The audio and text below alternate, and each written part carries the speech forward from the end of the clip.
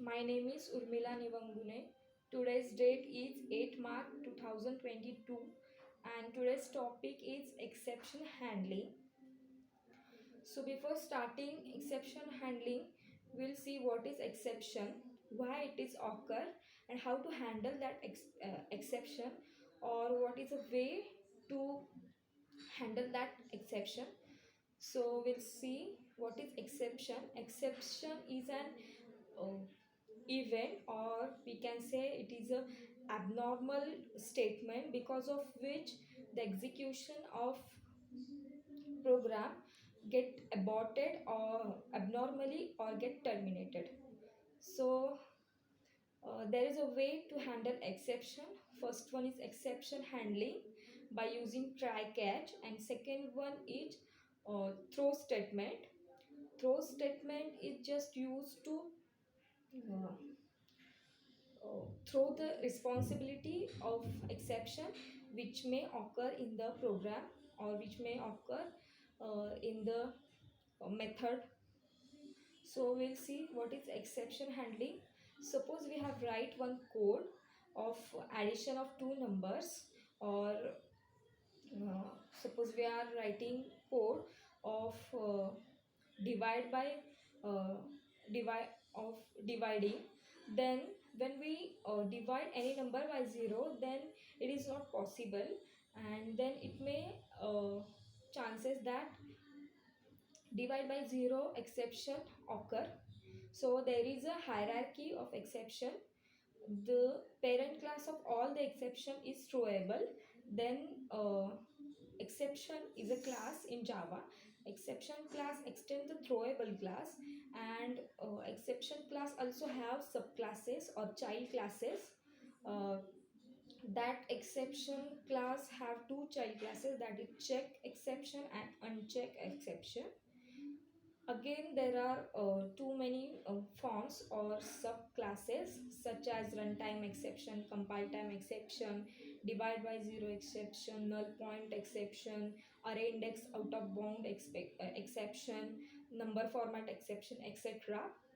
So these are there are some events because of which there may be chances to program that the program get terminated abnormally, or mm, the program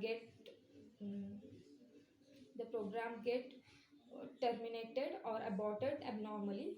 So divide by zero or arithmetic divide by zero exception comes under arithmetic exception.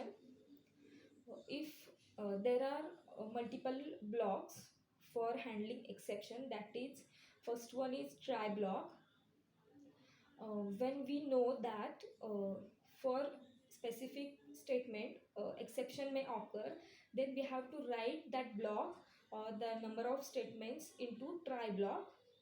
Try block never comes single, it always have catch block or finally block. Then second one is catch block.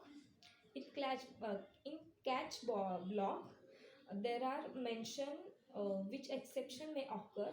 If you don't have any idea that which exception may occur in the statement of try block, then we can just put exception class and make object of the exception class, so that it will find JVM will find which exception may occur, and uh, it does not get the program aborted abnormally.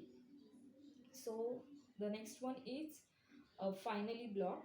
When there are exception, there is abnormal code present in our program, and that code or that block of statement is not handled.